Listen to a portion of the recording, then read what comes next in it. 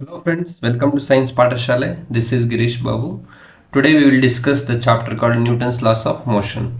Last class ಅಲ್ಲಿ ನಾವು motion ಬಗ್ಗೆ ತಿಳ್ಕೊಂಡ್ವಿ, ಚಲನೆ ಬಗ್ಗೆ, ಡಿಫ್ರೆಂಟ್ ಟೈಪ್ಸ್ ಆಫ್ ಮೋಷನ್ಸ್ ಬಗ್ಗೆ ಎಲ್ಲ ತಿಳ್ಕೊಂಡಿದ್ದೀವಿ. ಇನ್ನು ಆ ಒಂದು ವಿಡಿಯೋ ಯಾರು ನೋಡಿಲ್ಲ please go back and check the playlist ನೋಡಿ ಮತ್ತೆ ಈ ಒಂದು ವಿಡಿಯೋಗೆ ಬನ್ನಿ. ಸೊ ನ್ಯೂಟನ್ನ ಚಲನೆಯ ನಿಯಮಗಳು ಅಂತ ಕರೀತೇವೆ. So will discuss one by one.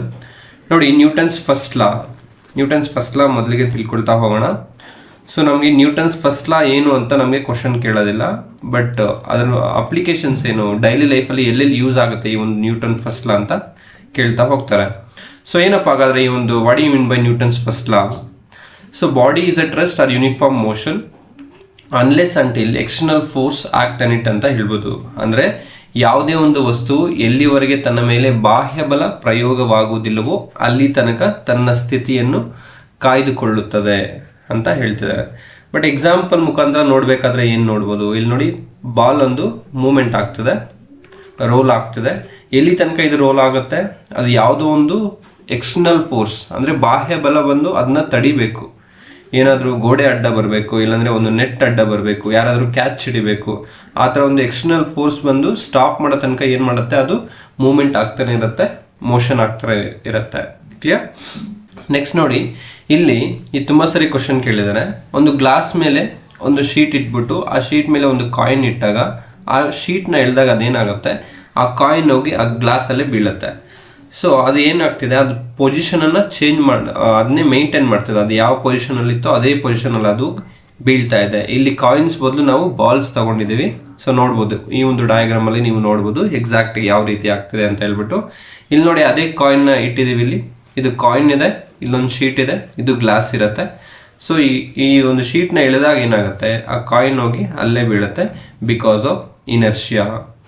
So ಜಡತ್ವ ಅಂತ ಕರಿತೀವಿ, ಅದು ನೋಡ್ತಾ ಹೋಗೋಣ. ನೆಕ್ಸ್ಟ್ ನೋಡಿ, ಇನರ್ಷಿಯಾ ಅಂದರೆ ಜಡತ್ವ ಅಂತ ಕರಿತೀವಿ.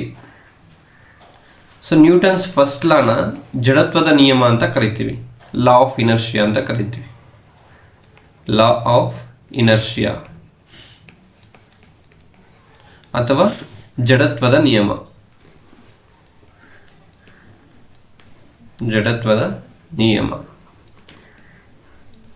ಸೊ ಏನು ಈ ಜಡತ್ವದ ನಿಯಮ ಅಂದರೆ ಅದೇ ಸೇಮ್ ನ್ಯೂಟನ್ ಫಸ್ಟ್ ಲಾ ಏನು ಹೇಳುತ್ತೆ ಅದೇ, body is at rest or uniform motion unless until external force act on it. ಯಾವುದೇ ಒಂದು ಪ್ರೋಸೆಸ್ ಆಗ್ತಿದ್ರೆ, ಮೋಷನ್ ಆಗ್ತಿದೆ, ರೆಸ್ಟಲ್ಲಿದ್ದರೆ ಅದನ್ನೇ ಮೇಂಟೈನ್ ಮಾಡುತ್ತೆ. ಎಲ್ಲಿವರೆಗೆ ಅಂದರೆ ಬಾಹ್ಯ ಬಲ ಪ್ರಯೋಗ ಆಗುವವರೆಗೆ. ಕ್ಲಿಯರ್? ಎಸ್ ನೋಡಿ, ಇಲ್ಲೊಂದು ಲೋಡ್ ಬರ್ತಿದೆ ಈ ಥರ, ಇಲ್ಲಿ ಯಾವುದೇ ಒಂದು ಬಾಹ್ಯ ಬಲ ಇಲ್ಲ, ಆರಾಮಾಗಿ ಈ ಥರ ಹೋಗುತ್ತೆ. ಅದೇ ಈ ಥರ ಇಲ್ಲಿ ಒಂದು ಲೋಡ್ ಬರ್ತಿದೆ, ಇಲ್ಲಿ ಬಾಹ್ಯ ಬಲ ಇಲ್ಲಿದೆ, ಏನೋ ಅಡ್ಡ ಹಾಕಿದ್ದೀವಿ ಇಲ್ಲಿ. ಸೊ ಅದಕ್ಕೆ ಏನಾಗ್ತಿದೆ, ಅಲ್ಲಿರೋ ಒಂದು ಬಾಲ್ಸ್ ಏನಾಗ್ತಿದೆ ಆಚೆ ಹೋಗಿ ಬೀಳ್ತಿದೆ. This is one of the example of Newton's first law. Clear? Yes. Next ನೋಡಿ, ಇದೊಂದು ಕಲ್ಲು ಬಂಡೆ ಇದೆ, ರಾಕ್ ಇದೆ. ಸೊ ಇಲ್ಲಿ ಏನು ಬಾಹ್ಯ ಬಲ ಇಲ್ಲ, ಇಲ್ಲಿ ಬಾಹ್ಯ ಬಲ ಇಲ್ಲ. ಬಟ್ ಇಲ್ಲಿ ನೋಡಿ, ಇಲ್ಲಿ ಒಂದು ಈ ಕಡೆಯಿಂದ ತಳ್ತಿದ್ದಾರೆ, ಈ ಕಡೆಯಿಂದನೂ ತಳ್ತಿದ್ದಾರೆ, ಅದು ಯಾವ ಕಡೆನೂ ಮೂವ್ ಆಗ್ತಿಲ್ಲ. ನಾವು ಇದನ್ನ ಇನ್ನೂ ಎಲ್ಲಿ ಎಕ್ಸ್ಪ್ಲೇನ್ ಮಾಡ್ಬೋದಂದ್ರೆ ಫೋರ್ಸಲ್ಲಿ ಬರುತ್ತೆ, ಬ್ಯಾಲೆನ್ಸ್ಡ್ ಫೋರ್ಸ್, ಅನ್ಬ್ಯಾಲೆನ್ಸ್ಡ್ ಫೋರ್ಸ್ ಅಂತ ಹೇಳ್ಬಿಟ್ಟು. ಸೊ ಅಲ್ಲಿ ಬೇಕಾದರೆ ಎಕ್ಸ್ಪ್ಲೇನ್ ಮಾಡ್ತಾ ಹೋಗೋಣ ನೆಕ್ಸ್ಟ್ ಕ್ಲಾಸಲ್ಲಿ. ನೆಕ್ಸ್ಟ್ ಇಲ್ಲಿ ನೋಡಿ, ಇಬ್ಬರು ಸೇರಿ ಈ ಕಡೆಯಿಂದ ತೊಳ್ತಿದ್ದಾರೆ, ಅವಾಗ ಈ ಕಡೆ ಮೂವ್ ಆಗುತ್ತೆ. ಅರ್ಥ ಆಯ್ತಾ? ಎಸ್. ನೆಕ್ಸ್ಟ್ ನೋಡಿ, ಇಲ್ಲಿ ಬಾಲ್ ರೆಸ್ಟಲ್ಲಿದೆ, ಫುಟ್ಬಾಲ್. ಇಲ್ಲೇನು ಮಾಡ್ತಿದ್ದಾರೆ, ಕಿಕ್ ಮಾಡ್ತಿದ್ದಾರೆ ಫುಟ್ಬಾಲ್ನ. ಏನಾಗ್ತಿದೆ, ಇಲ್ಲಿ ರೆಸ್ಟಲ್ಲಿತ್ತು, ಕಿಕ್ ಮಾಡೋದು ಒಂದು ಬಾಹ್ಯ ಬಲ ಎಕ್ಸ್ಟರ್ನಲ್ ಫೋರ್ಸ್ ಆಗಿರುತ್ತೆ.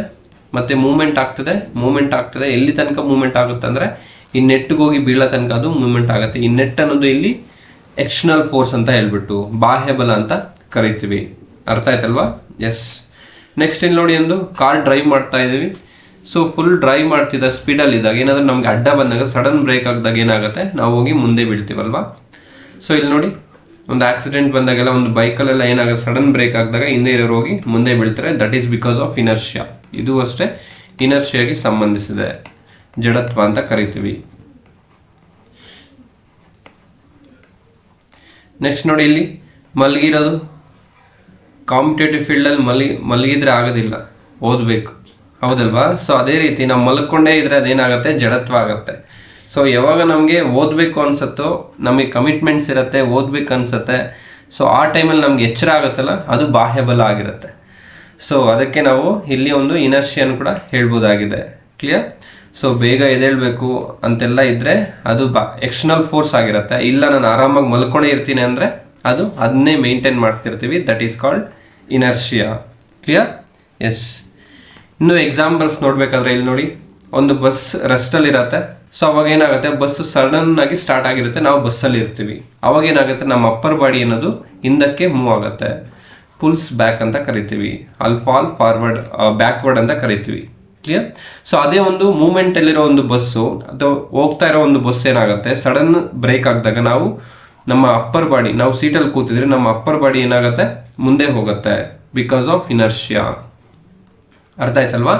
ನೆಕ್ಸ್ಟ್ ನೋಡಿ, ಒಂದು ಬಸ್ಸಲ್ಲಿ ನಾವು ನಿಂತಿದ್ರೆ ಮುಂದೆ ಹೋಗಿ ಬೀಳ್ತೀವಿ ಸಡನ್ ಬ್ರೇಕ್ ಆಗಿದಾಗ. ಯಾಕೆ ಅಂದರೆ ಬಿಕಾಸ್ ಆಫ್ ಇನರ್ಷಿಯಾ. ನೋಡಿ, feet instantly come to rest.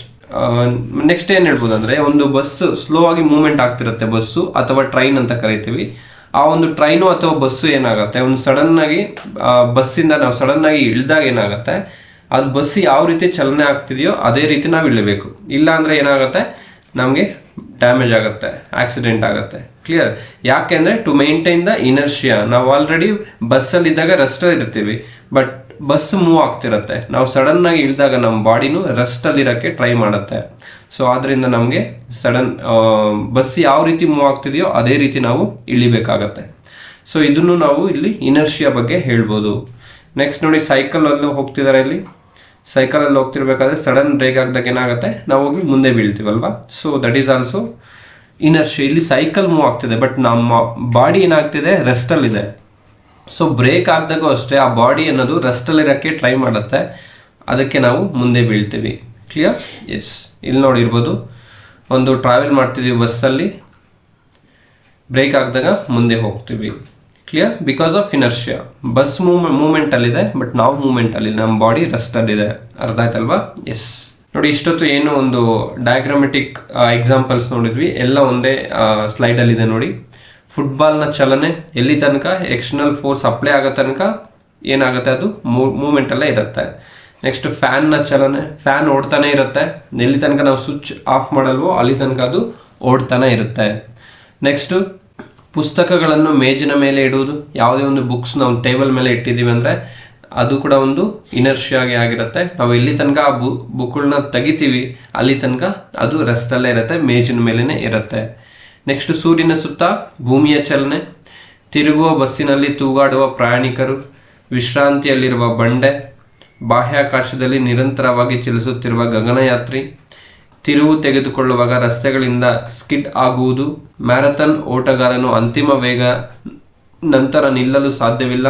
ಇದು ಬೆಸ್ಟ್ ಎಕ್ಸಾಂಪಲ್. ನೀವು PC ಮತ್ತು PSI ಎಕ್ಸಾಮಲ್ಲಿ ರನ್ನಿಂಗ್ ಓಡ್ತಿರಲ್ವಾ, ಸೊ ಒಂದು 4 ರೌಂಡ್ಸ್ ಕಂಪ್ಲೀಟ್ ಆಗಿದ ತಕ್ಷಣ ನಿಮಗೆ ನಿಂತ್ಕೊಳ್ಳಿಕ್ಕಾಗತ್ತಾ ಒಂದು ಹತ್ರ? ಇಲ್ಲ. So have to run some distance. ನಾವು ಏನು ಮಾಡಬೇಕು, ಸ್ವಲ್ಪ ಮಟ್ಟಿಗೆ ಓಡಬೇಕಲ್ವಾ. ಸೊ ಇದು ಯಾವುದಕ್ಕೆ ಎಕ್ಸಾಂಪಲ್ ಅಂದರೆ, ಒಂದು ನ್ಯೂಟನ್ನ ಫಸ್ಟ್ ನಿಯಮಕ್ಕೆ, ಮೊದಲನೇ ನಿಯಮಕ್ಕೆ ಎಕ್ಸಾಂಪಲ್ ಆಗಿರುತ್ತೆ. ಯಾಕೆ ಅಂದರೆ ಇನರ್ಷಿಯನ ಮೇಂಟೈನ್ ಮಾಡ್ತಿರತ್ತೆ, ನಮ್ಮ ಬಾಡಿ ಅನ್ನೋದು ಇನರ್ಷಿಯನ ಮೇಂಟೈನ್ ಮಾಡ್ತಿರತ್ತೆ. ಸೊ ಅದಕ್ಕೆ ಈ ಥರ ಆಗುತ್ತೆ. ಕ್ಲಿಯರ್? ಎಸ್. ನೆಕ್ಸ್ಟ್ ಫೆಡ್ಲಿಂಗ್, ನಿಲ್ಲಿಸಿದ ನಂತರ ಚಲಿಸಿದ cycle. So cycle moving after pedalling stopped. Next ವಾಹನದಲ್ಲಿ ವಿರಾಮಗಳ ಹಠಾತ್ application, sudden application of brakes in vehicles ನಾವು ನೋಡಿದ್ವಿ ಈಗ ತಾನೆ. ಸೊ ಇದೆಲ್ಲ ಯಾವುದಕ್ಕೆ ಎಕ್ಸಾಂಪಲ್ಸ್ ಅಪ್ಪ ಅಂದರೆ ನ್ಯೂಟನ್ನ ಮೊದಲನೇ ನಿಯಮಗೆ ಎಕ್ಸಾಂಪಲ್ ಆಗಿದೆ. Motion of football, motion of fan, you can't push wall, books kept on a table, motion of earth around the sun, passengers swinging in a turning bus, rocket at rest or rock at rest, not rocket, rock, ಒಂದು ಕಲ್ಲು ಬಂಡೆ ರೆಸ್ಟಲ್ಲಿ ಇರೋದು. So ಇದೆಲ್ಲ ಯಾವುದಕ್ಕೆ examples ಅಪ್ಪ ಅಂದರೆ ನ್ಯೂಟನ್ನ ಮೊದಲನೇ ನಿಯಮಗೆ example ಅಥವಾ ಲಾ ಆಫ್ ಇನರ್ಷಿಯಾ ಅಂತ ಕರಿತೀವಿ. ನಿಮ್ಗೆ ಇಷ್ಟೆಲ್ಲ ಎಕ್ಸಾಂಪಲ್ಸ್ ನೆನ್ಪಿಟ್ಕೊಳ್ಳೋದು ಕಷ್ಟ ಅಂದರೆ ಒಂದು ಡೆಫಿನೇಷನ್ ಕರೆಕ್ಟಾಗಿ ನೆನ್ಪಿಟ್ಕೊಂಡ್ರೆ ಸಾಕು. ಒಂದು ಬಾಡಿ ರೆಸ್ಟಲ್ಲಿರಬೇಕು ಅಥವಾ ಮೋಷನಲ್ಲಿರಬೇಕು. ಎಲ್ಲಿ ತನಕ ಅದು ರೆಸ್ಟಲ್ಲಿರಬೇಕು, ಎಲ್ಲಿ ತನಕ ಮೂಮೆಂಟಲ್ಲಿರಬೇಕು ಅಂದರೆ ಎಕ್ಸ್ಟರ್ನಲ್ ಫೋರ್ಸು ಆ್ಯಕ್ಟ್ ಆಗಬೇಕು ಅದ್ರ ಮೇಲೆ. ಬಾಹ್ಯ ಬಲ ಬಂದು ಆ್ಯಕ್ಟ್ ಆಗಿಬಿಟ್ಟು ರೆಸ್ಟಲ್ಲಿರೋದನ್ನ ಮೂಮೆಂಟ್ ಮಾಡೋ ಥರ ಮಾಡಬೇಕು, ಇಲ್ಲಾಂದರೆ ಮೂಮೆಂಟಲ್ಲಿರೋದನ್ನ ರೆಸ್ಟ್ ಬರೋ ಥರ ಮಾಡಬೇಕು. ಅಲ್ಲಿ ತನಕ ಏನಾಗುತ್ತೆ, ಅದು ತನ್ನ ಸ್ಥಿತಿಯನ್ನೇ ಮೇಂಟೈನ್ ಮಾಡುತ್ತೆ. ಆ ಥರ ಒಂದು ಅಪ್ಲಿಕೇಶನ್ಸ್ ಎಲ್ಲೆಲ್ಲಿ ಬರುತ್ತೋ ಎಲ್ಲವೂ ಈ ಒಂದು ನ್ಯೂಟನ್ನ ಮೊದಲ ನಿಯಮಕ್ಕೆ ಸಂಬಂಧಿಸಿದೆ. ಅರ್ಥ ಆಯ್ತಲ್ವಾ? ಎಸ್. ನೋಡಿ, ಈ ಒಂದು ನ್ಯೂಟನ್ನ ಮೊದಲನೇ ನಿಯಮದಲ್ಲಿ ಇನ್ನೊಂದು ವೆರಿ ಇಂಪಾರ್ಟೆಂಟ್ ಕಾನ್ಸೆಪ್ಟ್ ಅಂದರೆ ಇನರ್ಷಿಯಾ ಬಗ್ಗೆ ಹೇಳಿದ್ವಲ್ಲ, ಇನರ್ಷಿಯಾ ಜಡತ್ವ ಅಂತ ಹೇಳ್ಬಿಟ್ಟು, ಇನ್ನು ಇನರ್ಷಿಯಾ, ಸೊ ಜಡತ್ವ ಅಂತ ಕರಿತೀವಿ. ಸೊ ಏನಪ್ಪ ಈ ಜಡತ್ವ ಅಥವಾ ಇನರ್ಷಿಯಾ ಅಂದರೆ ನೋಡಿದ್ದೀವಿ ನಾವು. ಬಟ್ ಇಲ್ಲಿ ಏನು ಹೇಳಕ್ಕೆ ನಾನು ಹೋಗಿದ್ದೀನಿ ಅಂದರೆ, ಇವುದು ಕಡಿಮೆ ಇನರ್ಷಿಯಾ ಇರುತ್ತೋ, ಲೆಸ್ ಇನರ್ಷಿಯಾ, ಮೋರ್ ಇನರ್ಷಿಯಾ ಅಂತ ಡಿಸ್ಕಸ್ ಮಾಡ್ತೀವಿ ಇಲ್ಲಿ. More inertia,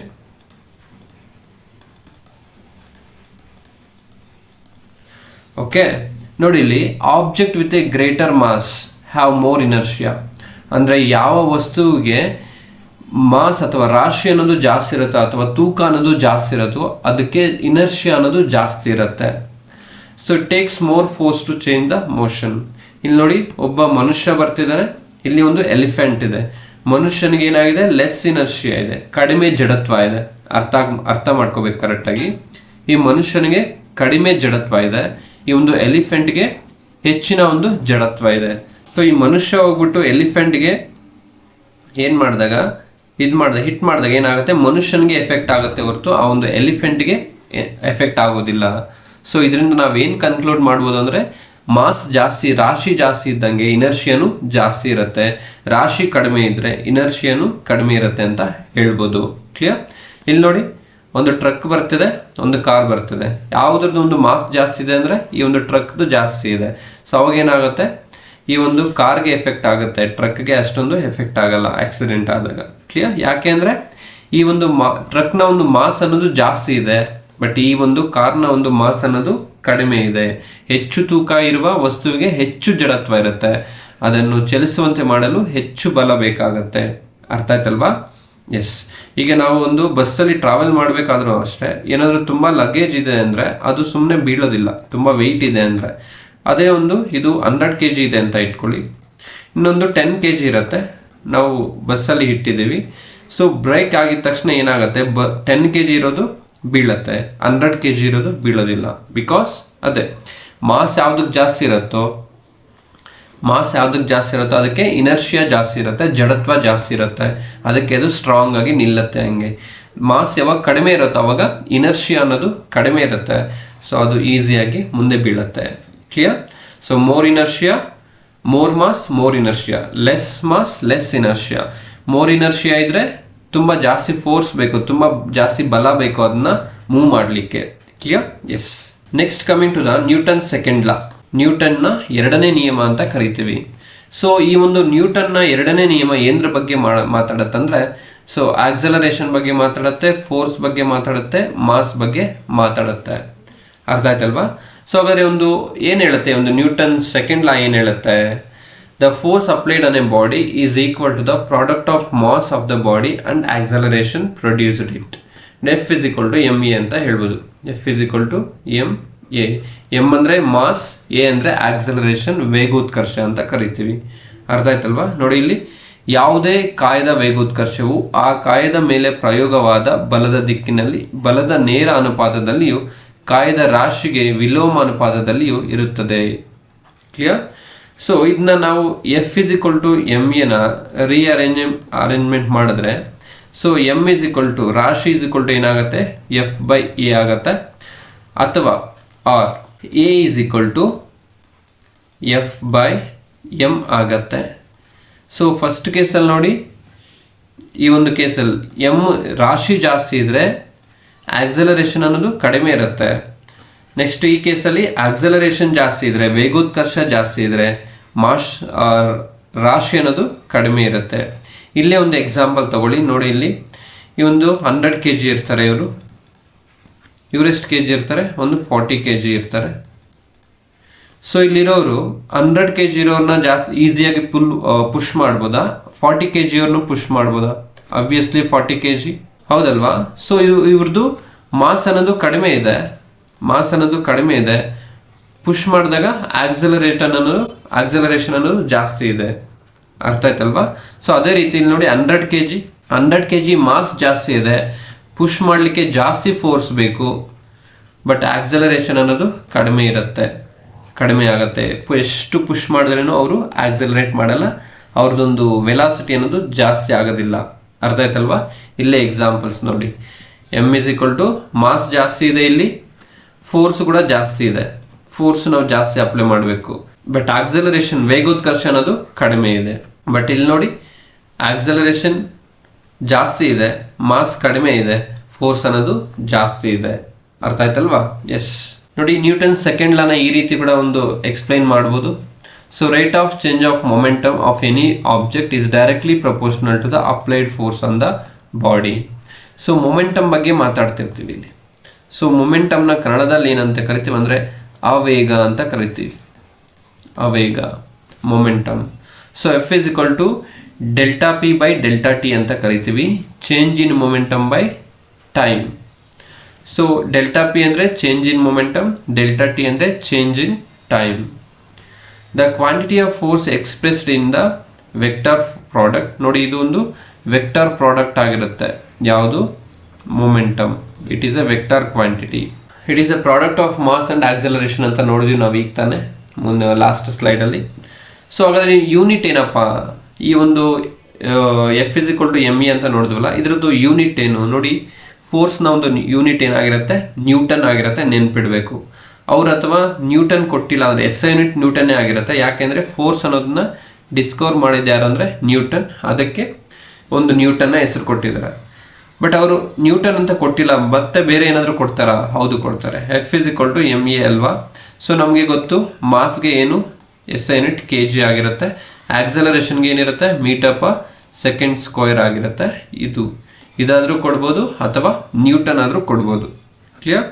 S. ನೋಡಿ, ಯಾವುದೇ ವಸ್ತುವಿನ ಆವೇಗದ ಬದಲಾವಣೆಯ ದರವು ದೇಹದ ಮೇಲೆ ಅನ್ವಯಿಕ ಬಲಕ್ಕೆ ನೇರ ಅನುಪಾತದಲ್ಲಿರುತ್ತೆ. ಸೊ ಈ ಒಂದು ಮೊಮೆಂಟಮ್ ಬಗ್ಗೆ ಕೂಡ ಒಂದು ಕೇಳ್ತಿರ್ತಾರೆ. ಮೊಮೆಂಟಮ್ ಅನ್ನೋದು ಒಂದು ಏನು ಅಂತ ಹೇಳ್ಬಿಟ್ಟು, it is a product of mass and velocity. ನೋಡಿ momentum P is equal to M into V ಅಂತ ಹೇಳ್ಬೋದು. Product of mass and velocity is called momentum. ಮೊಮೆಂಟಮ್ನ ಯಾವ ಲಾ ಅಲ್ಲಿ ಡಿಸ್ಕಸ್ ಮಾಡ್ತೀವಿ ಅಂದರೆ ನ್ಯೂಟನ್ ಸೆಕೆಂಡ್ ಲಾ ಅಂತ ಗೊತ್ತಿರಬೇಕು. ಅರ್ಥ ಆಯ್ತಲ್ವಾ? ಎಸ್. ನೋಡಿ ನ್ಯೂಟನ್ ಸೆಕೆಂಡ್ ಲಾ. ಸೊ ಇಲ್ಲಿ ಫಾರ್ಮುಲಾ ಬರೀತಾ ಇದ್ದೀನಿ because better understanding. F is equal to M A or A is equal to F by M or M is equal to F by A. So ಇಲ್ಲಿ ನೋಡಿ first case ನೋಡ್ತಾ ಹೋಗೋಣ. ಇದು 400 kg ಇದೆ, ಇದು 40 kg ಇದೆ. ಇವನು ಫೋರ್ಸ್ ಅಪ್ಲೈ ಮಾಡ್ತಿದ್ದಾನೆ, ಇವನು ಫೋರ್ಸ್ ಅಪ್ಲೈ ಮಾಡ್ತಿದ್ದಾನೆ. ಯಾವುದು ಬೇಗ ಮೂವ್ಮೆಂಟ್ ಆಗ್ತಿದೆ ಅಂದರೆ 40 kg. ಹೌದಲ್ವಾ? ಸೊ ಇಲ್ಲಿ ನೋಡಿ ಮಾಸ್ ಅನ್ನೋದು ಇಲ್ಲಿ ಕಡಿಮೆ ಇದೆ, ಈ ಕೇಸಲ್ಲಿ ಮಾಸ್ ಅನ್ನೋದು ಕಡಿಮೆ ಇದೆ, ಆಕ್ಸಲರೇಷನ್ ಅನ್ನೋದು ಜಾಸ್ತಿ ಇದೆ.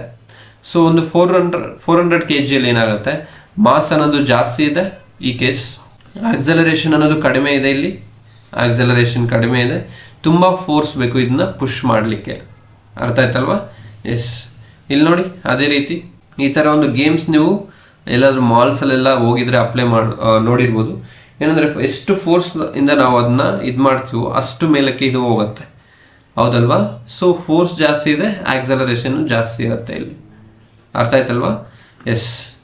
ನೆಕ್ಸ್ಟ್ ನೋಡಿ ಇಲ್ಲಿ ಸ್ವಿಂಗ್ ಅಂತ ಕರಿತೀವಿ, ಉಯ್ಯಾಲೆ ಆಡೋದು. ಸೊ ವೆಯ್ಟ್ ಕಮ್ಮಿ ಇದ್ದರೆ ತುಂಬ ದೂರ ಹೋಗ್ತೀವಿ, ಆಕ್ಸಲರೇಷನ್ ತುಂಬ ಜಾಸ್ತಿ ಇರುತ್ತೆ. ವೆಯ್ಟ್ ಕಡಿಮೆ ಇದ್ದರೆ ಕಡಿಮೆ ಆಕ್ಸಲರೇಷನ್ ಇರುತ್ತೆ. ಕ್ಲಿಯರ್? ಎಸ್. ನೆಕ್ಸ್ಟ್ ನೋಡಿ ಟಗ್ ಆಫ್ ವಾರ್ ಆಡ್ತಿದ್ದಾರೆ. ಎಲ್ಲಿ ಜಾಸ್ತಿ ಒಂದು ಫೋರ್ಸಿಂದ ಎಳಿತಾರೋ ಆ ಕಡೆ ಹೋಗುತ್ತೆ, ಕಡಿಮೆ ಫೋರ್ಸ್ ಇರುತ್ತೋ ಅಲ್ಲಿ ಯಾರು ಜಾಸ್ತಿ ಫೋರ್ಸಿಂದ ಎಳಿತಾರೋ ಆ ಕಡೆ ಹೋಗುತ್ತೆ. ಕ್ಲಿಯರ್? ಸೊ ಇಲ್ಲಿ ಫೋರ್ಸು ಜಾಸ್ತಿ ಇದೆ, ಮಾಸು ಜಾಸ್ತಿ ಇದೆ, ಆಕ್ಸಲರೇಷನು ಜಾಸ್ತಿ ಇದೆ. ಇದು first case. Clear? Yes. Next example ನೋಡಿ, ಕಿಕ್ಕಿಂಗ್ ಎ ಬಾಲ್. ಒಂದು ಚೆಂಡನ್ನು ಹೊಡೆಯುವುದು. ಒಂದು ಸ್ಮಾಲ್ ಚಿಕ್ಕ ಬಾಲ್ ಇದ್ದರೆ ನಾವು ಹೊಡೆದ್ರೆ ಬೇಗ ಹೋಗುತ್ತೆ. So when we kick ball we exert force on specific direction. The stronger the ball is kick, the stronger the force we put on it and further it always will be travel. ಅಂದರೆ ತುಂಬ ಜೋರಾಗಿ ನಾವು kick ಮಾಡಿದ್ರೆ ತುಂಬ distance ಹೋಗುತ್ತೆ. ಅರ್ಥ ಆಯ್ತಲ್ವಾ? So ಕಡಿಮೆ ಫೋರ್ಸಿಂದ ಕಿಕ್ ಮಾಡಿದ್ರೆ ಕಡಿಮೆ ಡಿಸ್ಟೆನ್ಸ್ ಹೋಗ್ತಾ ಇರುತ್ತೆ. ಸೊ ಅದೇ ಹೇಳ್ತಿರೋದು ಇಲ್ಲಿ. ಸೊ ನೆಕ್ಸ್ಟ್ ಇಲ್ಲಿ ನೋಡಿ ನಾವು ಏನು ಮಾಡ್ತೀವಿ, ದೋಣಿಯಿಂದ ಇಲ್ಲಿಗೆ ಜಂಪ್ ಮಾಡ್ತಿದ್ದೀವಿ. ಇದನ್ನ ನಾವು ಯಾವ ರೀತಿ ಅರ್ಥ ಮಾಡ್ಕೊಳ್ತೀವಿ ಅದು ಆಗುತ್ತೆ. ಅಂದರೆ ಇಲ್ಲಿ ನ್ಯೂಟನ್ ಥರ್ಡ್ ಲಾನು ಬರುತ್ತೆ, ನ್ಯೂಟನ್ ಸೆಕೆಂಡ್ ಲಾನು ಹೋಗುತ್ತೆ. ಯಾವುದರಲ್ಲಿ? ಈ ಒಂದು ಡಯಾಗ್ರಾಮಲ್ಲಿ. ಸೊ ಫೋರ್ಸ್ ಜಾಸ್ತಿ ಆಗ್ತಿದ್ದೀವಿ, ಸೊ ಆಕ್ಸಲರೇಷನ್ ಜಾಸ್ತಿ ಮಾಡ್ತಿದ್ದೀವಿ, ಅದು ನ್ಯೂಟನ್ ಸೆಕೆಂಡ್ ಲಾ ಬರುತ್ತೆ. ನ್ಯೂಟನ್ಸ್ ಥರ್ಡ್ ಲಾ ಏನು ಬರುತ್ತೆ, every action there is a equal and opposite reaction ಅಂತ ಬರುತ್ತೆ.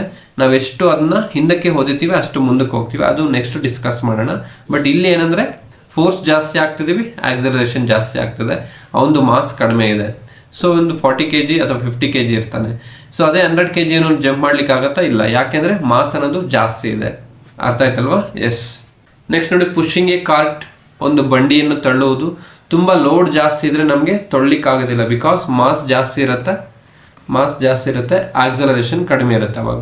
ಸೊ ಕಡಿಮೆ ಒಂದು ಇದು ಲೋಡ್ ಇದ್ದಾಗ ಏನಾಗುತ್ತೆ, ಆರಾಮಾಗಿ ನಾವು ಮಾಸ್ ಅನ್ನೋದು ಕಡಿಮೆ ಇದ್ದಾಗ ಆರಾಮಾಗಿ ತಳ್ಕೊಂಡು ಹೋಗ್ಬೋದು, ಆಕ್ಸಲರೇಷನ್ ಅನ್ನೋದು ಜಾಸ್ತಿ ಇರುತ್ತೆ. ಕ್ಲಿಯರ್? ಎಸ್. ನೆಕ್ಸ್ಟ್ ನೋಡಿ, best example, 2 peoples walking or running. So ಇಬ್ರು ವಾಕ್ ಮಾಡ್ತಿರ್ತಾರೆ, ಇಬ್ರು ಫ್ರೆಂಡ್ಸ್ ಇರ್ತಾರೆ, ವಾಕ್ ಮಾಡ್ತಿರ್ತಾರೆ ಅಥವಾ ರನ್ನಿಂಗ್ ಮಾಡ್ತಿರ್ತಾರೆ. ಸೊ ಒಬ್ಬರು ಬಂದು ಒಂದು 60 kg ಇರ್ತಾರೆ, ಸೊ ಇನ್ನೊಬ್ಬರು ಬಂದು 100 kg ಇರ್ತಾರೆ. ಯಾರು ಬೇಗ ವಾಕ್ ಮಾಡ್ತಾರೆ ಅಂದರೆ, ಯಾರು ಬೇಗ ರನ್ ಮಾಡ್ತಾರೆ ಅಂದರೆ, ಯಾರು 60 kg ಇರ್ತಾರೋ ಅವರು ಬೇಗ ರನ್ನಿಂಗ್ ಮಾಡ್ತಾರೆ. ಬಿಕಾಸ್ ಮಾಸ್ ಅನ್ನೋದು ಕಡಿಮೆ ಇರುತ್ತೆ, ಆಕ್ಸಲರೇಷನ್ ಅನ್ನೋದು ಜಾಸ್ತಿ ಇರುತ್ತೆ. ಬಟ್ ಇವ್ರದ್ದು 100 kg ಅನ್ನೋದು ಮಾಸ್ ಜಾಸ್ತಿ ಇರುತ್ತೆ, ಆಕ್ಸಲರೇಷನ್ ಅನ್ನೋದು ಕಡಿಮೆ ಇರುತ್ತೆ. ಕ್ಲಿಯರ್? ಸೊ ಇದೆಲ್ಲ ಡೈಲಿ ಲೈಫ್ ಎಕ್ಸಾಂಪಲ್ಸ್. ಬಟ್ ನಾವು ಕರೆಕ್ಟಾಗಿ ಒಂದು ಡೆಫಿನೇಷನ್ನ ಅರ್ಥ ಮಾಡಿಕೊಂಡ್ರೆ ನಾವು ಈಸಿಯಾಗಿ ಅನಲೈಸ್ ಮಾಡ್ಬೋದಾಗಿರುತ್ತೆ. ನೋಡಿ, ಮೊಮೆಂಟಮ್ ಬಗ್ಗೆ ಆಗಲೇ ಡಿಸ್ಕಸ್ ಮಾಡಿದ್ವಿ. ಸೊ ಅವೇಗ ಅಂತ ಕರಿತೀವಿ ಕನ್ನಡದಲ್ಲಿ, ಮೊಮೆಂಟಮ್, ಅವೇಗ. The product of mass and velocity, mass ಮತ್ತು ರಾಶಿ ಮತ್ತು ವೆಲಾಸಿಟಿ, ವೇಗದ ಒಂದು ಪ್ರಾಡಕ್ಟ್ ಆಗಿರುತ್ತೆ ಯಾವುದು? ಮೊಮೆಂಟಮ್, ಅವೇಗ ಅಂತ ಕರಿತೀವಿ. So it is a product of mass and velocity ಆಗಿರುತ್ತೆ. ಹಾಗಾದರೆ ಒಂದು ಮೊಮೆಂಟಮ್ ಅನ್ನೋ ಒಂದು ಯಾವ ರೀತಿ ಒಂದು ಕ್ವಶನ್ ಕೇಳ್ಬೋದು ಇದ್ರ ಮೇಲೆ? ನಾವು ಕ್ರಿಕೆಟ್ ಆಡುವಾಗ ಒಂದು ಕ್ಯಾಚ್ ಹಿಡಿಯುವಾಗ ಕೈಗಳನ್ನ ಹಿಂದೆ ತಗೊಂಡು ಬಾಲ್ನ ಕ್ಯಾಚ್ ಹಿಡಿತೀವಿ, ಹೌದಾ? ಬಿಕಾಸ್ ಕರೆಕ್ಟಾಗಿ ಕ್ಯಾಚ್ ಆಗಬೇಕು ಅಂದರೆ ಆ ಥರ ಮಾಡಬೇಕು. ಸೊ ಆ ಥರ ಮಾಡಿಲ್ಲ ಅಂದರೆ ಏನಾಗುತ್ತೆ, ನಮ್ಮ ಕೈಯಿಂದ ಆಚೆ ಹೋಗಿ ಬೀಳುತ್ತೆ ಬಾಲ್. ಸೊ ಅವಾಗ ಏನಾಗುತ್ತೆ, ಆ ಮೊಮೆಂಟಮ್ ಅನ್ನೋದು ಜಾಸ್ತಿ, ಟೈಮ್ ಡ್ಯೂರೇಷನ್ ಅನ್ನೋದು ಜಾಸ್ತಿ ಆಗುತ್ತೆ. ನಮ್ಮ ಕೈಯಲ್ಲಿ ಬರೋ ಒಂದು ಬಾಲ್ ಏನಿರುತ್ತೆ ಅದು ಟೈಮ್ ಡ್ಯೂರೇಷನ್ ಅನ್ನೋದು ಜಾಸ್ತಿ ಆಗುತ್ತೆ. ಅವಾಗ ಮೊಮೆಂಟಮ್ ಅನ್ನೋದು ಚೇಂಜ್ ಆಗ್ತಾ ಹೋಗುತ್ತೆ, ಆವಾಗ ಈಸಿಯಾಗಿ ನಮ್ಮ ಕೈಯಲ್ಲಿ ಬಾಲ್ ಇರುತ್ತೆ. ಕ್ಲಿಯರ್? ಸೊ ಇದು ಒಂದ್ಸರಿ ಕ್ವಶನ್ ಕೇಳಿದರೆ ಇದು ಕೂಡ ಒಂದು ನ್ಯೂಟನ್ ಸೆಕೆಂಡ್ ಲಾಗೆ ಬರುತ್ತೆ. ಬಿಕಾಸ್ ಆ ಮೊಮೆಂಟಮ್ ನಾವು ಎಲ್ಲಿ ಡಿಸ್ಕಸ್ ಮಾಡೋದು ಅಂದರೆ ನ್ಯೂಟನ್ ಸೆಕೆಂಡ್ ಲಾದಲ್ಲೇ ಡಿಸ್ಕಸ್ ಮಾಡ್ತಾ ಹೋಗ್ತೀವಿ. ನೋಡಿ ಇಲ್ಲಿ, while catching A fast moving cricket ball, A fielder in the ground gradually pulls is hand backwards. So ಹಿಂದಕ್ಕೆ ತಗೊಳ್ತಾನೆ ಅವನ ಹ್ಯಾಂಡ್ಸ್ನ ವಿತ್ ಮೂವಿಂಗ್ ಬಾಲ್ ಜೊತೆಗೆ. ಯಾಕೆ ಅಂದರೆ fielder increases the time duration which high velocity of the moving ball decreases. ಅದರ velocity ಅಥವಾ ಒಂದು ವೇಗ ಅನ್ನೋದು ಡಿಕ್ರೀಸ್ ಆಗುತ್ತೆ, ಇಲ್ಲಿ ತನಕ 0ಗೆ ಬರಬೇಕು. Thus the rate of change of momentum of the ball will be large. ಆ ಮೊಮೆಂಟಮ್ ಚೇಂಜ್ ಅನ್ನೋದು ಜಾಸ್ತಿ ಇರಬೇಕು. ಸೊ ಅವಾಗ ಏನಾಗುತ್ತೆ, ಬಾಲ್ ನಮ್ಮ ಕೈಯಲ್ಲಿ ಕರೆಕ್ಟಾಗಿ ಬರಲಿಕ್ಕೆ ಸಾಧ್ಯ ಆಗುತ್ತೆ. ನೋಡಿ, ಚೆಂಡನ್ನು ಹಿಡಿದ ಮೇಲೆ ಒಬ್ಬ ಕ್ರಿಕೆಟ್ ಫೀಲ್ಡರ್ ಕೈಗಳನ್ನು ಹಿಂದಕ್ಕೆ ಸರಿಸುತ್ತಾನೆ. ಸೊ ಬಿಕಾಸ್ ಆಫ್ ಆ ಒಂದು ಬಾಲ್ನ ಕರೆಕ್ಟಾಗಿ ಕೈಯಲ್ಲಿ ಹೋಲ್ಡ್ ಮಾಡಬೇಕು ಅಂತ ಹೇಳ್ಬಿಟ್ಟು, ಯಾಕೆಂದರೆ ತುಂಬ ಹೈ ವೆಲಾಸಿಟಿಯಿಂದ ಬರ್ತಿರುತ್ತೆ ಬಾಲು. ಸೊ ಅದು ಏನಾಗುತ್ತೆ, ನಮ್ಮ ಕೈಗೆ ಎಫೆಕ್ಟ್ ಆಗುತ್ತೆ, ನಮ್ಮ ಕೈಯಿಂದ ಆಚೆ ಹೋಗುತ್ತೆ. ಅದು ಮಾಡ್ದಿರ ಏನಾಗುತ್ತೆ, ನಾವು ಹಿಂದಕ್ಕೆ ತಗೊಂಡ್ರೆ ಕೈಗಳನ್ನ ಆರಾಮಾಗಿ ಕ್ಯಾಚ್ ಹಿಡಿಬೋದು. ಅರ್ಥ ಆಯ್ತಲ್ವಾ? ಎಸ್. ಇಷ್ಟೊತ್ತು ಡಿಸ್ಕಸ್ ಮಾಡಿದ ನ್ಯೂಟನ್ ಸೆಕೆಂಡ್ ಲಾ ಆಗಿರುತ್ತೆ. ಸೊ ಎಕ್ಸಾಂಪಲ್ಸ್ ಎಲ್ಲ ನೋಡಿದ್ವಿ. ನಾವು we will move on to the Newton's third law. ನ್ಯೂಟನ್ನ 3ನೇ ನಿಯಮ ಅಂತ ಕರಿತೀವಿ. ಸೊ ಏನಪ್ಪ ನ್ಯೂಟನ್ 3ನೇ ನಿಯಮ? So every action there is a equal and opposite reaction ಅಂತ ಇರುತ್ತೆ. ಪ್ರತಿಯೊಂದು ಕ್ರಿಯೆಗೆ ಸಮನಾದ ಮತ್ತು ವಿರುದ್ಧವಾದ ಪ್ರಕ್ರಿಯೆ ಇರುತ್ತೆ. ಅದಕ್ಕೆ ನಾವೇನಂತ ಕರಿತೀವಿ, ನ್ಯೂಟನ್ಸ್ ಥರ್ಡ್ ಲಾ ಅಂತ ಕರಿತೀವಿ. ಸೊ ಏನು ಬೆಸ್ಟ್ ಎಕ್ಸಾಂಪಲ್ ಏನು ಕೊಡ್ಬೋದು ನ್ಯೂಟನ್ಸ್ ಥರ್ಡ್ ಲಾಗೆ ಅಂದರೆ ರಾಕೆಟ್ ಉಡಾವಣೆ ಅಂತ ಹೇಳ್ಬೋದು. ಏನು? ರಾಕೆಟ್ ಉಡಾವಣೆ. ಸೊ ಯಾವ ರೀತಿ ಒಂದು ರಾಕೆಟ್ ಉಡಾವಣೆ ಅಂದರೆ, ನೋಡಿ ಇಲ್ಲಿ ನಾವು ಅದಕ್ಕೆ ಒಂದು ಗ್ಯಾಸ್ನ ಇದು ಮಾಡ್ತೀವಿ. ಸೊ ಏನಾಗುತ್ತೆ, ನಾವು ಗ್ಯಾಸಸ್ ಅನ್ನೋದು ಈಚೆ ಬರುತ್ತೆ ಉಡಾವಣೆ ಮಾಡುವಾಗ. ಸೊ ಈ ಒಂದು ಗ್ಯಾಸಸ್ ಅನ್ನೋದು ಆಚೆ ಬರ್ತಿದೆಯಲ್ಲ, ಅದು ಆಕ್ಷನ್ ಆಗಿರುತ್ತೆ. ಅದೆಷ್ಟು ಗ್ಯಾಸಸ್ ಆಚೆ ಬರುತ್ತೋ ಅಷ್ಟು ಇದು ಮುಂದಕ್ಕೆ ಹೋಗುತ್ತೆ, ಮೇಲೆಗೆ ಹೋಗುತ್ತೆ, ಅದು ರಿಯಾಕ್ಷನ್ ಆಗಿರುತ್ತೆ. ಹಾಟ್ ಗ್ಯಾಸ್ ಕಮ್ಔಟ್ ಅನ್ನೋದು ಒಂದು ಆಕ್ಷನ್ ಆಗಿರುತ್ತೆ. ಒಂದು ರಾಕೆಟ್ ಮೂವ್ ಅಪ್ ಅಥವಾ ರಾಕೆಟ್ ಮೂವ್ ಆಗೋದು ಮುಂದಕ್ಕೆ, ಅದು ರಿಯಾಕ್ಷನ್ ಆಗಿರುತ್ತೆ. ಕ್ರಿಯೆಗೆ ಪ್ರತಿಕ್ರಿಯೆ ಅಂತ ಕರಿತೀವಿ. ಸೊ ಬೆಸ್ಟ್ ಎಕ್ಸಾಂಪಲ್ ಈ ಒಂದು ರಾಕೆಟ್ ಉಡಾವಣೆ ಆಗಿರ್ಬೋದು. ಸೊ ನೆಕ್ಸ್ಟ್ ಎಕ್ಸಾಂಪಲ್ಸ್ ಏನು ನೋಡ್ತಾ ಹೋಗೋಣ. ಇಲ್ಲಿ ನೋಡಿ, ಒಂದು ಬಾಸ್ಕೆಟ್ಬಾಲ್, ಈ ಒಂದು ಬಾಸ್ಕೆಟ್ಬಾಲ್ ಹಾಕ್ತಿದ್ದೀವಿ, ಇದಕ್ಕೆ ಹೋಗಿ ಟಚ್ ಆಗಿ ಮತ್ತೆ ಹಿಂಗೆ ಬರ್ತಿದೆ. ನಾವು ಹಾಕ್ತಿರೋದು ಆಕ್ಷನ್ ಆಗಿರುತ್ತೆ, ಅದು ರಿವರ್ಸ್ ಬರೋದು ರಿಯಾಕ್ಷನ್ ಆಗಿರುತ್ತೆ. ಹೌದಲ್ವಾ? ಎಸ್. ನೆಕ್ಸ್ಟ್ ನೋಡಿ, ಇಲ್ಲಿ ಈ ಕಡೆ ಎಳೆಯೋದು ಆಕ್ಷನ್, ಈ ಕಡೆ ಎಳೆಯೋದು ರಿಯಾಕ್ಷನ್ ಆಗಿರುತ್ತೆ. ಸೊ ನೆಕ್ಸ್ಟ್ ಈ ತರ ಒಂದು ನೋಡಿರ್ಬೋದು ನೀವು, ಜಾತ್ರೆ ಅಲ್ಲಿ ಇಲ್ಲಿ ಹೋದಾಗ ಈ ತರ ಎಲ್ಲ ಒಂದು ನೋಡಿರ್ಬೋದು, ಚಿಕ್ಕ ಮಕ್ಕಳೆಲ್ಲ ಆಡ್ತಿರ್ತಾರೆ. ಸೊ ಟ್ಯಾಂಪೋಲಿನ್ ಅಂತ ಕರಿತೀವಿ, ಜಂಪಿಂಗ್ ಅನ್ನೇ ಟ್ರಾಂಪೋಲಿನ್ ಅಂತ ಹೇಳ್ಬಿಟ್ಟು. ಸೊ ಅವಾಗ ಏನಾಗುತ್ತೆ, ನಾವು ಜಂಪ್ ಮಾಡಿದಾಗ ಆಕ್ಷನ್ ಆಗುತ್ತೆ, ನಾವು ಮೇಲಕ್ಕೆ ಹೋಗ್ತೀವಲ್ಲ, ಸೊ ಅದು ರಿಯಾಕ್ಷನ್ ಆಗತ್ತೆ. Clear? Yes. So next examples ನೋಡಿ, ಒಂದು ಬಲೂನ್ ಅನ್ನ ನಾವು ಊದ್ಬಿಟ್ಟು ಮೇಲಕ್ಕೆ ಬಿಟ್ಟಾಗ ಏನಾಗುತ್ತೆ, ಅದು ಮೇಲೆ ಹೋಗುತ್ತೆ, ಬಿಕಾಸ್ ಆ ಗಾಳಿ ಅನ್ನೋದು ಕೆಳಗೆ ಈಚೆ ಬರುತ್ತೆ. ಸೊ ಬಲೂನ್ ಅನ್ನೋದು ಮೇಲೆ ಹೋಗುತ್ತೆ. ಸೊ ಇದು ಆಕ್ಷನ್ ಆಗಿರುತ್ತೆ, ಕೆಳಗೆ ಬರೋದು ಗಾಳಿ, ಮತ್ತೆ ಇದು ರಿಯಾಕ್ಷನ್ ಆಗಿರುತ್ತೆ, ಮೇಲೆ ಹೋಗೋದು. ಸೊ ನೆಕ್ಸ್ಟ್ ಒಂದು ಮೊಳೆಗೆ ನಾವು ಮೊಳೆ ಹೊಡೆದಾಗ ಏನಾಗುತ್ತೆ, ಒಂದು ಗೋಡೆಗೆ ಮೊಳೆ ಹೊಡೆಯುತ್ತಿರ್ತೀವಿ ಅಂದ್ರೆ, ಸೊ ಇದು ಆಕ್ಷನ್ ಆಗಿರುತ್ತೆ. ಸೊ ಬಟ್ ಆ ಒಂದು ಸೀಳ್ತಿದೆಯಲ್ಲ, ಗೋಡೆ ಸೀಳ್ತಿದೆ ಅಥವಾ ಇದು ಮಾಡ್ತಿದೆ ಅಂದ್ರೆ ಅದು ರಿಯಾಕ್ಷನ್ ಆಗಿರುತ್ತೆ. ಕ್ಲಿಯರ್? ಸೊ ಇದು ಅದೇ ರೀತಿ ಟಗ್ ಆಫ್ ವಾರ್ ಹೇಳಿದ್ನಲ್ಲ, ಸೊ ಅವ್ರು ಈ ಕಡೆ ಎಳಿತಾರೆ, ಇವರು ಈ ಕಡೆ ಎಳಿತಾರೆ, ಇದು ಆಕ್ಷನ್, ಇದು ರಿಯಾಕ್ಷನ್ ಆಗಿರುತ್ತೆ. ಕ್ರಿಯೆಗೆ ಪ್ರತಿಕ್ರಿಯೆ. ನಾವೊಂದು ಗೋಡೆಗೆ ಹೋಗಿ ನಮ್ಮ ಬೆರಳನ್ನ ಒಂದು ಫೋರ್ಸ್ ಇಂದ ಒಂದು ಪ್ರೆಸ್ ಮಾಡಿದಾಗ ಏನಾಗುತ್ತೆ, ನಮಗೆ ಒಂದು ಬೆರಳನ್ನೋದು ಪೇಯ್ನ್ ಆಗ್ತಾ ಹೋಗುತ್ತೆ. ಹೌದಲ್ವಾ? ಯಾಕೆಂದ್ರೆ ನಾವು ಗೋಡೆಗೆ ಪ್ರೆಸ್ ಮಾಡ್ತಿದೀವಿ ಬೆರಳಿಂದ, ಆ ಗೋಡೆಯಿಂದ ಅಪೋಸಿಟ್ ರಿಯಾಕ್ಷನ್ ಬರ್ತದೆ, ಅದರಿಂದ ನಮ್ಮ ಬೆರಳೇನಾಗ್ತದೆ, ಪೇಯ್ನ್ ಆಗ್ತಿದೆ. ಸೊ ಇದು ಕೂಡ ಹೇಳ್ಬೋದು ಆಕ್ಷನ್ ಅಂಡ್ ರಿಯಾಕ್ಷನ್. ನೆಕ್ಸ್ಟ್ ನೋಡಿ, recoiling force on a gun. So recoiling force ಅಂತ ಹೇಳ್ಬೋದು. ಸೊ ಇಲ್ಲಿ ಆಕ್ಷನ್ ಈ ತರ ನಡೆಯುತ್ತೆ, ಬುಲೆಟ್ ಈ ತರ ಹೋಗುತ್ತೆ, ಬಟ್ ಒಂದು ರೀಕಾಯಿಲಿಂಗ್ ಫೋರ್ಸ್ ಅನ್ನೋದು ಈ ತರ ಬರುತ್ತೆ, ಅದು ರಿಯಾಕ್ಷನ್ ಆಗಿರುತ್ತೆ. ಕ್ಲಿಯರ್? ನೋಡಿ, ಆಕ್ಸಲರೇಟಿಂಗ್ ಫೋರ್ಸ್ ದ ಬುಲೆಟ್ ಅದು ಆಕ್ಷನ್, ಮತ್ತೆ ರೀಕಾಯಿಲಿಂಗ್ ಆನ್ ದ ಗನ್ ಅನ್ನೋದು ರಿಯಾಕ್ಷನ್ ಆಗಿರುತ್ತೆ. ಅರ್ಥ ಆಯ್ತಲ್ವಾ? ಎಸ್. ನೆಕ್ಸ್ಟ್ ನೋಡಿ, ನಡೀತಾ ಇರಬೇಕಾದ್ರೆ ಸೊ ಆಕ್ಷನ್ ಯಾವ ತರ ಇರುತ್ತೆ, foot pushes down and back. ಅಂದ್ರೆ ನಮ್ಮ ಫೂಟ್ ಏನಾಗಿರುತ್ತೆ, ನಮ್ಮ ಕಾಲೇನಾಗಿರುತ್ತೆ, ಸೊ ಅದು ನಾವು ಫೋರ್ಸ್ ಆಗ್ತೀವಿ, ಅದ್ರ ಮೇಲೆ ಒಂದು ನೆಲದ ಮೇಲೆ ಫೋರ್ಸ್ ಆಗ್ತೀವಿ, ಆರಾಮಾಗಿ ನಾವು ಮುಂದಕ್ಕೆ ಹೋಗ್ತೀವಿ. ನೋಡಿ, ಇಲ್ಲಿ floor pushes up and forward. ನಮ್ಮನ್ನ ಏನ್ ಮಾಡುತ್ತೆ, ಫ್ಲೋರ್ ಅಥವಾ ಒಂದು ಮಣ್ಣು ಏನ್ ಮಾಡುತ್ತೆ, ನಮ್ಮನ್ನ ಪುಷ್ ಮಾಡುತ್ತೆ ಮುಂದಕ್ಕೆ ಹೋಗ್ಲಿಕ್ಕೆ. ಸೊ ಅದೇ ರೀತಿ ಇಲ್ಲಿ ರಿಯಾಕ್ಷನ್ ಆಗಿರುತ್ತೆ. ಇದು ನಾವು ಒಂದು ಫೋರ್ಸ್ ಹಾಕೋದು ಆಕ್ಷನ್ ಆಗಿರುತ್ತೆ, ಮತ್ತೆ ಅದು ನಮ್ಮ ಮೇಲೆ ಫೋರ್ಸ್ ಆಗುತ್ತೆ, ಅದು ರಿಯಾಕ್ಷನ್ ಆಗಿರುತ್ತೆ. ಈ ಒಂದು ಆಕ್ಷನ್ ಮತ್ತೆ ರಿಯಾಕ್ಷನ್ ಇಂದ ನಾವು ಆರಾಮಾಗಿ ನಡಿಲಿಕ್ಕೆ ಅಥವಾ ರನ್ ಮಾಡಲಿಕ್ಕೆ ಸಾಧ್ಯವಾಗುತ್ತೆ. ಅರ್ಥ ಆಯ್ತಲ್ವಾ? ಎಸ್. ನೋಡಿ, next boy sweet exerts force on boat. Action ಆಗಿರುತ್ತೆ. ಈ ಒಂದು ಬಾಯ್ ಏನ್ ಮಾಡ್ತಿದ್ದಾನೆ, ಈ ಒಂದು ಬೋಟ್ ಮೇಲೆ ಏನ್ ಮಾಡ್ತಿದ್ದಾನೆ, ಫೋರ್ಸ್ ಆಗ್ತಿದ್ದಾನೆ. ಅರ್ಥ ಆಯ್ತಾ? ಅದು ಆಕ್ಷನ್ ಆಗಿರುತ್ತೆ. ಬಟ್ ರಿಯಾಕ್ಷನ್ ಆಗಿರುತ್ತೆ, boat exert force on feet. ಆ ಬೋಟ್ ಅನ್ನೋದು ಕೂಡ ಆ ಫೀಟ್ ಮೇಲೆ ಫೋರ್ಸ್ನ ಹಾಕತ್ತೆ, ಆಗ ಅವನು ಇಲ್ಲಿಂದ ಇಲ್ಲಿಗೆ ಹೋಗ್ಲಿಕ್ಕೆ ಸಾಧ್ಯವಾಗುತ್ತೆ. ಆಕ್ಷನ್ ರಿಯಾಕ್ಷನ್ ಅಂತ ಹೇಳ್ಬೋದು. ಕ್ಲಿಯರ್? ಎಸ್. ನೋಡಿ, ಒಂದೇ ಸ್ಲೈಡಲ್ಲಿ ಎಕ್ಸಾಂಪಲ್ಸ್ ನೋಡ್ತಾ ಹೋಗೋಣ. Pulling an elastic band. ನಾವು ರಬ್ಬರ್ನ ಎಳೆದಾಗ ಏನಾಗುತ್ತೆ, ಬಿಟ್ಟಾಗ ಏನಾಗುತ್ತೆ, ಅದು ತನ್ನ ಸ್ಥಿತಿಗೆ ಬರುತ್ತೆ. ಹೌದಲ್ವಾ? ಸೊ ಅದು ಕೂಡ ಒಂದು ನ್ಯೂಟನ್ಸ್ ಥರ್ಡ್ ಲಾಗೆ ಹೇಳ್ಬೋದು. Next spring. ಸೊ ಸ್ಪ್ರಿಂಗ್ ಕೂಡ ಒಂದು ನ್ಯೂಟನ್ಸ್ ಥರ್ಡ್ ಲಾಗೆ ಹೇಳ್ಬೋದು. ನೆಕ್ಸ್ಟ್ ನೋಡಿ, ಸ್ವಿಮ್ಮಿಂಗ್ ಆದ್ರೂ ಹೇಳ್ಬೋದು. Next roving A boat. ನಾವು ದೋಣಿಯಲ್ಲಿ ಹೋಗ್ತಿರ್ಬೇಕಾದ್ರೆ ನಾವು ಯಾವ ರೀತಿ ಆ ಕಟ್ಟಿಗೆ ಇಟ್ಕೊಂಡು ಮುಂದಕ್ಕೆ ಮಾಡಿದ್ರೆ ನಾವು ಹಿಂದಕ್ಕೆ ಹೋಗ್ತೀವಿ ಅಲ್ವಾ, ಆ ಥರ ನಾವು ಎಷ್ಟು ಇದು ಮಾಡ್ತೀವೋ ಅಷ್ಟು ಮುಂದಕ್ಕೆ ಹೋಗ್ತೀವಿ. ಅದು ಕೂಡ ಒಂದು ನ್ಯೂಟನ್ಸ್ ಥರ್ಡ್ ಲಾಗೆ ಬರುತ್ತೆ. ನೆಕ್ಸ್ಟ್ ಸ್ವಿಮ್ಮಿಂಗ್ ಮಾಡುವಾಗ ನಾವು ಹಿಂದಕ್ಕೆ ಪುಷ್ ಮಾಡಿದಾಗ ವಾಟರ್ನ ನಾವು ಮುಂದಕ್ಕೆ ಹೋಗ್ತೀವಿ. ನಾವು ಹಿಂದಕ್ಕೆ ವಾಟರ್ನ ಪುಷ್ ಮಾಡಿದಾಗ ಅದು ಆಕ್ಷನ್ ಆಗಿರುತ್ತೆ. ಸೊ ವಾಟರ್ ಮುಂದಕ್ಕೆ, ನಾವು ಬಾಡಿ ಮುಂದಕ್ಕೆ ಹೋಗುತ್ತಲ್ಲ, ಅದು ರಿಯಾಕ್ಷನ್ ಆಗಿರುತ್ತೆ. ಅರ್ಥ ಆಯ್ತಲ್ವಾ? ನೆಕ್ಸ್ಟ್ ನೋಡಿ, static friction while pushing A object, walking. ಇದೆಲ್ಲ ನೋಡೋಣ, ಸ್ಟಾಟಿಕ್ ಫ್ರಿಕ್ಷನ್ ಅಂದ್ರೆ ಏನು ಅಂತ ಒಂದು ನೆಕ್ಸ್ಟ್ ಕ್ಲಾಸಲ್ಲಿ ನೋಡ್ತಾ ಹೋಗೋಣ. Next standing on the ground are sitting on A chair. ನಾವು ಕುತ್ಕೊಂಡಿದೀವಿ, ನೆಲದ ಮೇಲೆ ನಿಂತ್ಕೊಂಡಿದೀವಿ ಅಂದ್ರೆ ನಾವು ನಮ್ಮ ಬಾಡಿ ಫೋರ್ಸ್ ಆಗ್ತಿದೆ ಆ ನೆಲದ ಮೇಲೆ. ಅದೇ ರೀತಿ ಒಂದು ನೆಲನು ನಮ್ಮ ಮೇಲೆ ಅಪೋಸಿಟ್ ಫೋರ್ಸ್ ಅನ್ನೋದು ಆಕ್ಟ್ ಮಾಡ್ತಿದೆ. ಅದಕ್ಕೆ ನಮ್ಗೆ ಕರೆಕ್ಟಾಗಿ ಕಂಫರ್ಟಬಲ್ ಆಗಿ ಕುತ್ಕೊಂಡಿರ್ಲಿಕ್ಕೆ ಸಾಧ್ಯವಾಗುತ್ತೆ. Next the upward trust on A rocket ಬಗ್ಗೆ ಡಿಸ್ಕಸ್ ಮಾಡಿದ್ವಿ. Bouncing of ball.